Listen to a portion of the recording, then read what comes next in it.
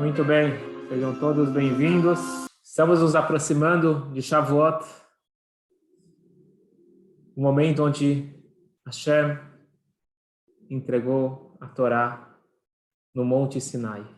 Só que nos bastidores não foi tão simples assim. É dito que na hora que Deus estava se preparando para entregar a Torá no Monte Sinai, de repente, os anjos aparecem e falam: Deus, que história é essa? Maleilud Isha Beneno. O que está fazendo esse filho de mulher? Quer dizer, o que tem um ser humano fazendo aqui entre nós? Porque Moshe Rabbeinu, ele sobe no Monte Sinai, e na realidade ele sobe também nos planos espirituais para receber a Torá. O que Moshe Rabbeinu está fazendo aqui entre nós? E Deus, ele responde: ele vem aqui para receber a Torá. É para isso. Deus, ele está aqui para receber a Torá. Como assim? A Torá, a preciosidade, está guardada há tanto tempo, você vai dar agora para os seres humanos? Que história é essa? Dá para a gente.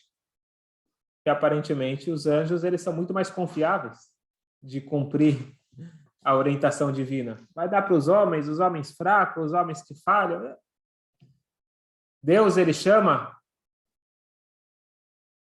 Moshe e fala: Moshe, se vira. Se vira. Não foram essas palavras, mas ele falou: Moshe Rabbeinu, você se responde para eles.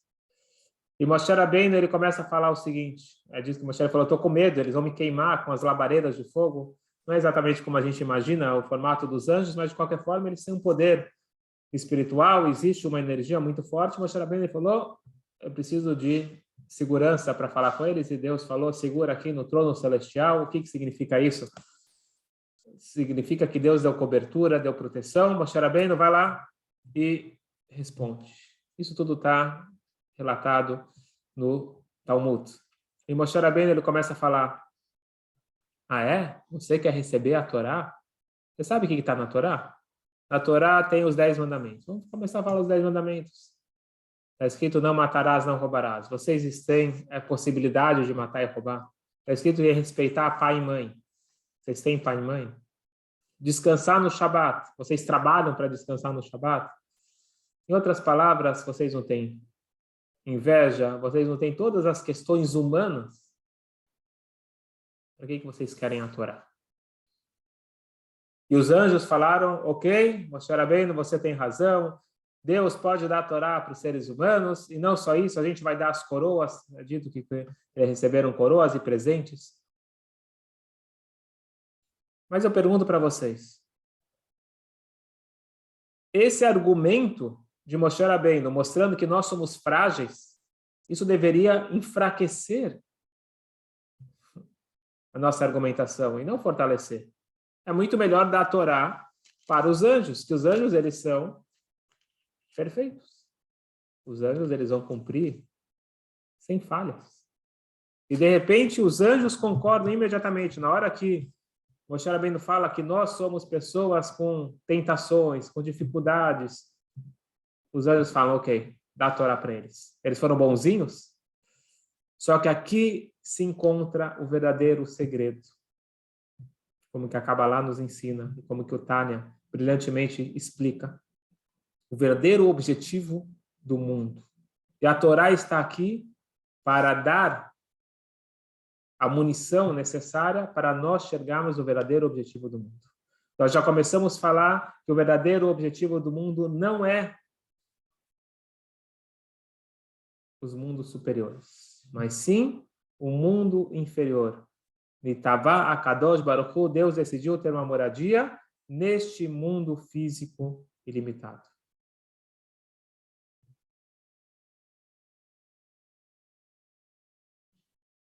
O que significa moradia nos mundos inferiores? A gente fala de Rabatartonim. Tartonim são os mundos inferiores. O que quer dizer superior e inferior? De onde surgiu esse conceito de superior e inferior? Nós temos algumas possibilidades de fazer essa medição. Como que a gente mede superior e inferior? Então, uma possível forma seria você medir a altura. Então, quem é mais alto ele é superior. Quem é mais baixo, ele é inferior. Outra forma de você medir seria na questão de hierarquia. Então, o diretor, ele está acima dos seus subordinados.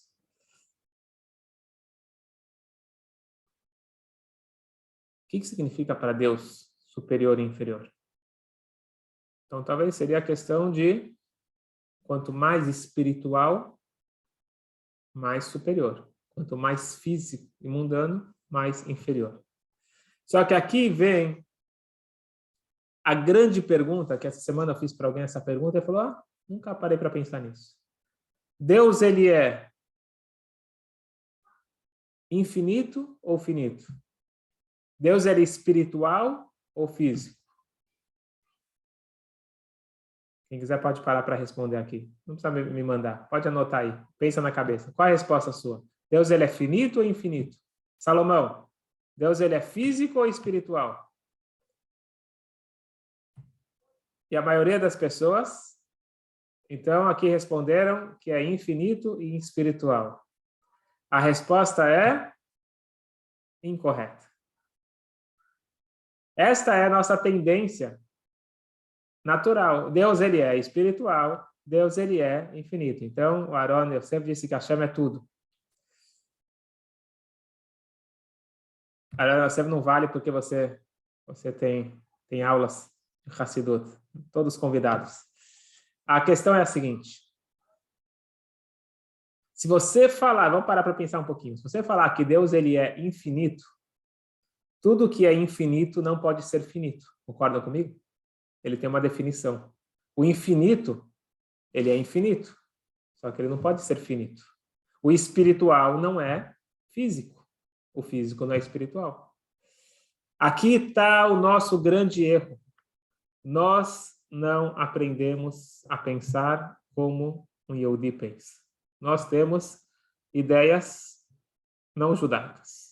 Isso é citado toda vez que a gente fala o Alel. No Alel a gente fala isso. Ram al kol goim Hashem ala shamayim kevodó. A gente fala que Deus, ele é superior sobre todos os povos. Aonde está sua honra, sua kavod? No shamayim, no céu. Esta é uma visão não judaica. Aonde Deus se encontra? No céu. Papai do céu. Isso não é uma expressão judaica. Porque Deus, ele não está no céu mais do que ele está na terra. Deus, ele está em todo lugar. Deus, ele não é infinito. E Deus, ele não é finito. Deus, ele é tudo, portanto, ele pode se manifestar de uma forma infinita e ele pode se manifestar de uma forma finita. E o mais curioso, que esse é o tema que nós estamos abordando agora, que Deus, ele escolheu o finito.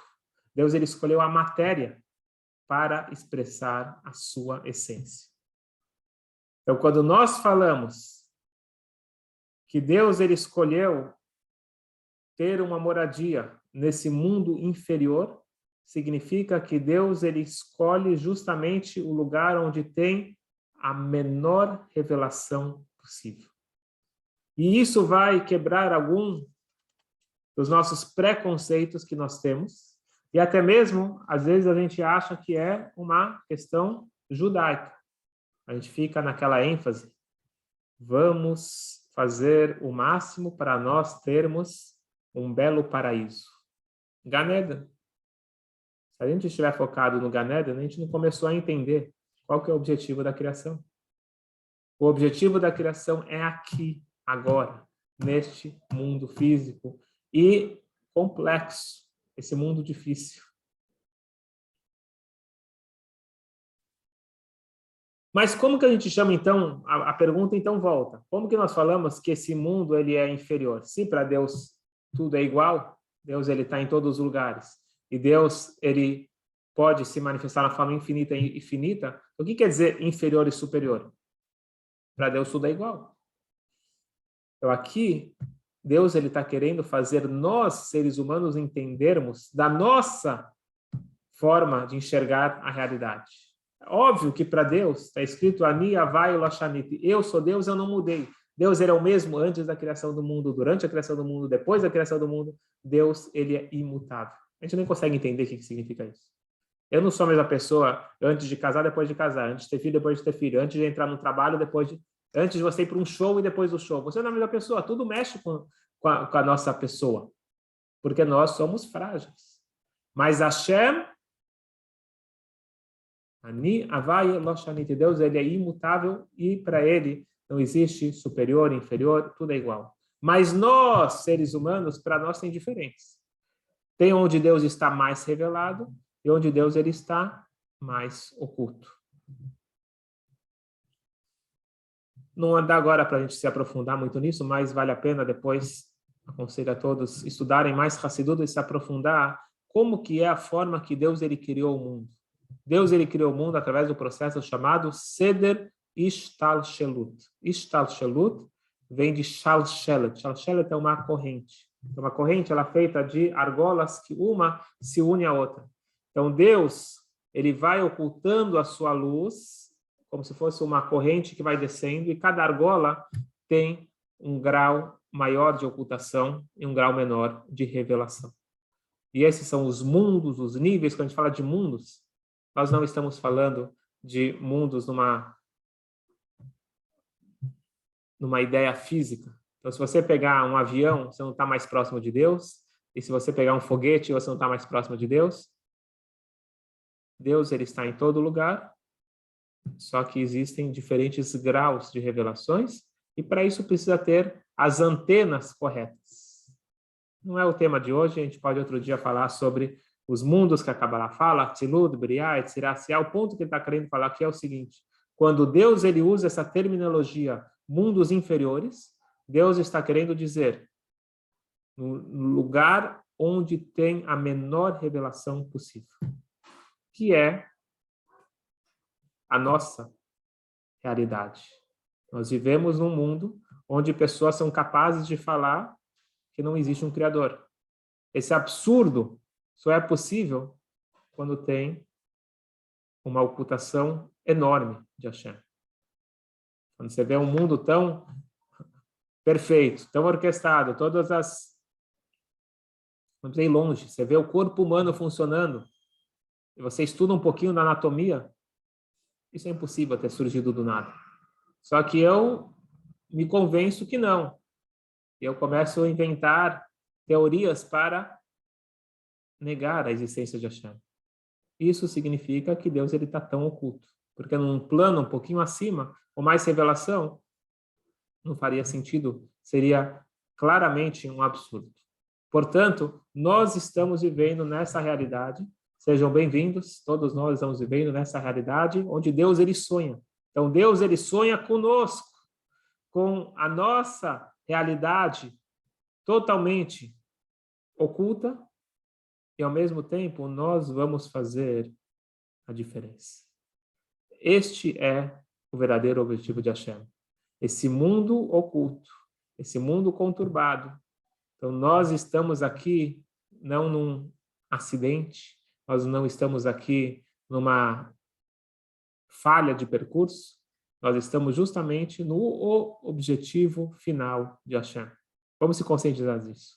Eu quero ler para vocês dentro do Tânia, que as palavras do Tânia são importantes para iluminar a nossa alma e a nossa mente. Veine, lo shayach lefanav itbarech bechinat malomata. Na perspectiva divina não existe falar cima e baixo.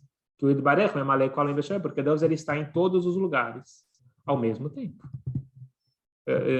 Por igual. Ela antes da criação do mundo, Deus ele era único e sozinho. Ele preenchia todo o espaço que nesse espaço foi criado o mundo. E nada mudou. Na perspectiva divina, continua ele sozinho, preenchendo todo o universo. A diferença é para nós. Nós olhamos com diferença. Porque nós recebemos através de muita ocultação. E por que tem tanta ocultação? Porque o ser humano não consegue ver Deus e continuar vivo. Então, para nós podermos receber tanta energia, essa energia precisa vir de uma forma oculta. Que de Breshur Azal, E não só nós, os anjos também precisam de ocultação, porque ninguém consegue ter essa revelação direta sem uma diminuição para ser possível. Então, só para parar para pensar, a gente não consegue olhar para o sol do meio-dia diretamente, uma luz muito forte. E o sol é apenas uma das criaturas de Hashem. Agora imagina olhar diretamente para Hashem. Isso significa a descida dos mundos, mundo após mundo. Que vai descendo e cada nível que desce oculta mais e mais e mais. Até que seja criado esse mundo físico que nós vivemos. O Atarton Madrigal, ele é o último nível. Não existe nada mais inferior do que o mundo que nós vivemos. Devido a tamanha ocultação e escuridão dupla e redobrada. Nós vemos um mundo que está cheio de clipot, forças negativas. Até chegar no nível absurdo de falar, eu criei a mim mesmo, que é o nível do Paró, que ele declarava que ele não acreditava em Deus e ele era o criador do mundo. Nós temos aqui uma aparente contradição. Dizem que uma vez, o famoso Rebbe, Sortchov, quando ele era pequenininho, alguém chegou para ele, já sabia que ele era muito esperto, e quis testar ele. E falou, eu vou te dar uma moeda. Falou para essa criança, falou, essa criança, vem aqui, eu vou te dar uma moeda, um rublo. Se você me falar onde Deus se encontra. A criança respondeu, e eu vou te dar 2 rublos se você me falar aonde Deus não se encontra. O que significa? Temos aqui a presença do Bruno Wagner, que está fazendo aniversário hoje, Mazal Tov, e ele me disse que Deus se encontra em todo lugar. Por um lado, sim. Mas, por outro lado, nós já trouxemos na aula passada a história do Rebbe de Kotz, que ele disse que não é bem assim que Deus está em todo lugar. Deus, ele está aonde nós deixamos ele entrar. E a resposta é muito simples, não tem contradição. Na perspectiva de Deus, ele está em todo lugar. Na perspectiva humana, ele está onde eu permito ele entrar. Se eu criar uma resistência, uma barreira, então Deus ele não está presente na minha vida por opção minha. Deus ele está pronto para se revelar. É só eu deixar ele entrar. É justamente esse o ponto que nós precisamos entender. Quando nós falamos que o sonho divino é trazer Deus para a moradia nesse mundo inferior na nossa perspectiva. Mas na hora que nós reconhecemos a presença dele, nós estamos cumprindo um objetivo. Mas por quê? Por que Deus ele escolheu esse mundo inferior? Se a gente fala que para Deus tudo é igual, ele está presente em todos os lugares por igual, não basta para ele os anjos, não basta para ele o paraíso, para que esse mundo, para que ele precisa disso? Vem o Alter Rebbe no Tânia e nos diz que Deus ele quer justamente o Hidush, a novidade. Nós já comentamos que o rei, um exemplo que é trazido dos nossos sábios, que um rei, ele fica feliz quando primeira vez é apresentado para ele um papagaio. Ele acha muito curioso um animal falante. Mas para que você precisa do papagaio? Você está cheio aqui de pessoas que falam de forma muito mais inteligente. Pessoas que falam não tem nenhuma novidade. Agora, papagaio que fala, um animal que fala, isso traz o prazer pela novidade. Que anjos obedecem a Deus? Qual que é a novidade? Eles são robôs. Agora que pessoas em Copacabana, no Rio de Janeiro, eles param no meio do dia para estudar a Torá, isso daqui Deus ele acha tanta graça. Isto é a vantagem e o objetivo da criação do mundo aqui inferior.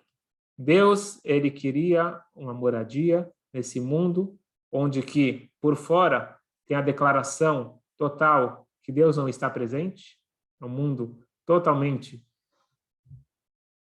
onde Deus está oculto, e nós vamos, com sabedoria, revelar essa presença divina. E só para finalizar, vale a pena a gente entender. Aqui tem uma passagem, eu vou ler para vocês, depois a gente vai explicar, que eu acho que é bem interessante. Vem לתכלית השתלשלות עולמות וירידתם מדרגה למדרגה, אינו בשביל עולמות העליונים, הואיל ולהם ירידה מאור פניו יתברך, אלא תכלית הוא עולם הזה התחתון, שכך עלה ברצונו להיות נחת רוח לפניו יתברך. Ele diz o seguinte: todos os processos de descida da luz divina até chegar na nossa realidade, vamos parar para pensar que aí nós estamos falando de milhares de níveis. Então pega uma luz de 1 bilhão de watts para chegar para 60 watts. Vai cada vez diminuindo um pouquinho. Então nós estamos falando de uma potência enorme para chegar numa escuridão total. Então são níveis e níveis e níveis. Nenhum desses níveis vale a pena por si só, porque é uma descida, é um desgaste. A única vantagem de todo esse desgaste, toda essa descida, é para chegar para o final. E eu vou trazer um exemplo simples. Tenho certeza que ninguém aqui gosta de obra. Não tem nada mais chato do que você fazer uma obra, principalmente quando você está morando em casa. E você vê aquilo quebrando. Detesto. É o desafio você achar alguém que vai gostar da obra. Só talvez o cara que tá ganhando dinheiro com a obra. Mas é um desgaste. O cara vai lá e quebra, você fica sem água, você fica sem luz. Mas por que você faz isso? Por que você se coloca, se submete a fazer uma coisa dessas? Porque você tem um sonho. O teu sonho é acabar a obra. Eventualmente, se existe isso, acabar a obra. E ficar tudo pronto da forma que você sonhou. Então, você se submete a passar por todas as etapas para poder chegar no objetivo final. Aonde que está o objetivo? No final. Não nas etapas intermediárias. Portanto, se Hashem desceu até o ponto final, significa que o ponto final é o seu objetivo. E tudo o que está no caminho é um intermediário. E aqui vem, então, o grande ponto. Às vezes, na nossa vida, a gente fica focado no paraíso. Eu vou fazer mais mitzvot para ganhar um Gan Eden, ganhar o paraíso. O objetivo não está no paraíso. O objetivo está aqui. A gente às vezes se pergunta, era muito melhor uma alma sem corpo? Não, mas Deus ele quer alma com corpo. Alma nesse mundo físico. Portanto, todos os outros estágios, que para nós parecem mais elevados, eles são intermediários. Eles não são o objetivo final. E por que Deus ele quer esse mundo tão conturbado? Porque assim Hashem decidiu, para ele ter prazer na transformação da escuridão em luz, do mal em bem. Para que Deus ele possa estar revelado nesse mundo obscuro.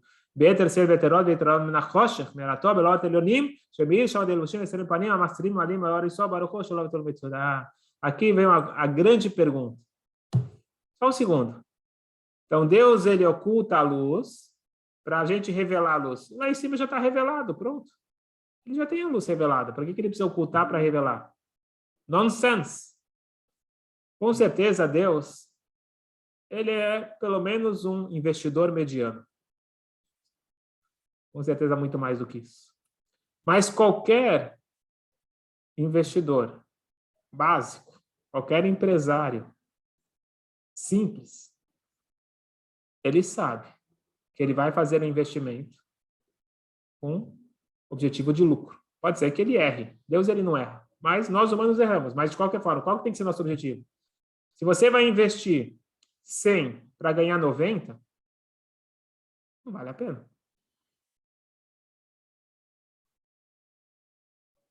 Tem que ter um objetivo maior na criação do mundo. Não podemos falar que a luz que vai revelar aqui nesse mundo é a mesma luz que Deus ele tem lá em cima. Lá em cima eu digo no sentido antes das ocultações. Tem que ser uma luz diferente. E esta é toda a novidade. A luz que é transformada da escuridão é um outro nível de luz. Existe a luz antes de passar pela escuridão, existe a luz depois que ela passa pela escuridão. Você pode trazer isso para a nossa vida real? Existe aquele menino bonzinho, estudioso, e existe você pegar aquele menino rebelde e tornar ele um grande estudioso. É outra coisa. Não é a mesma coisa. Professor Moisés, confere?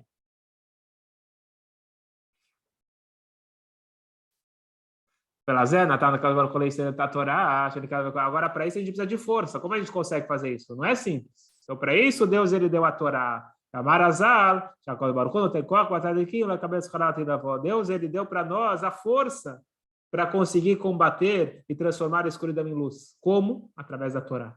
E agora a gente responde à pergunta original: como foi que o Moshe convenceu os anjos? Ele falou: queridos anjos, vamos parar para pensar. A Torá, ela é o antídoto do mal.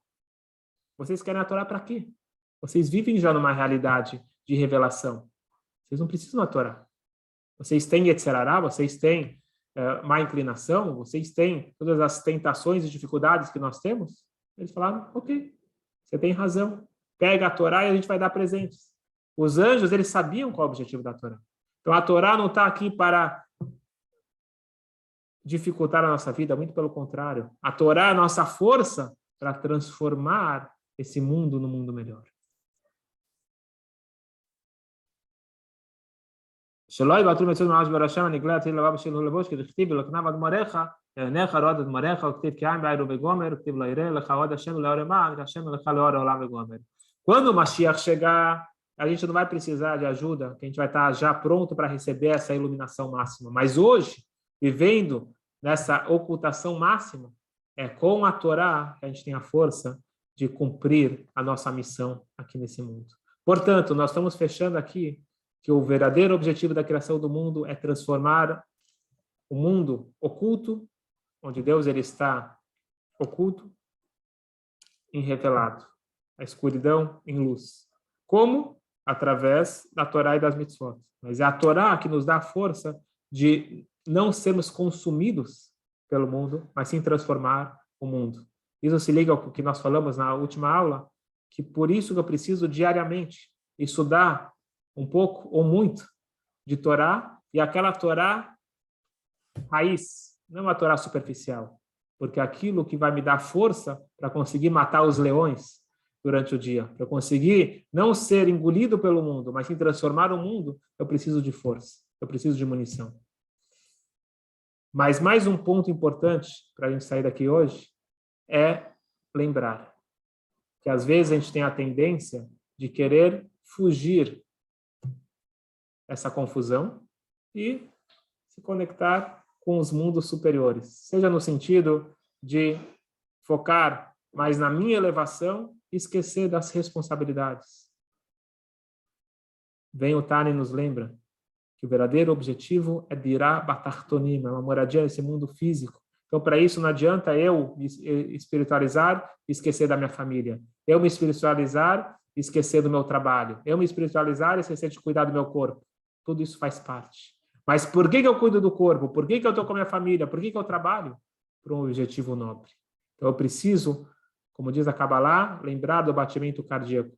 Subo e desço, vai e volta. Não é para ficar parado. Então eu tenho que subir, eu preciso ter aqueles momentos de subida, de clareza no meu dia, que é a tefilá, a oração, o estudo de Torá, que eu pego aquela energia, aquela força, para depois voltar e transformar o mundo. Mas depois tem que parar, tem minchá. Eu vou precisar várias vezes durante o dia ter aquela ilha no tempo, onde eu recarrego a minha energia e eu aplico depois dentro do mundo, para não ser parte do mundo, mas para ser aquele que Deus espera de mim, aquele que faça a diferença, ser um embaixador de luz, embaixador de amor e de propósito dentro desse mundo. Boa sorte para todos nós.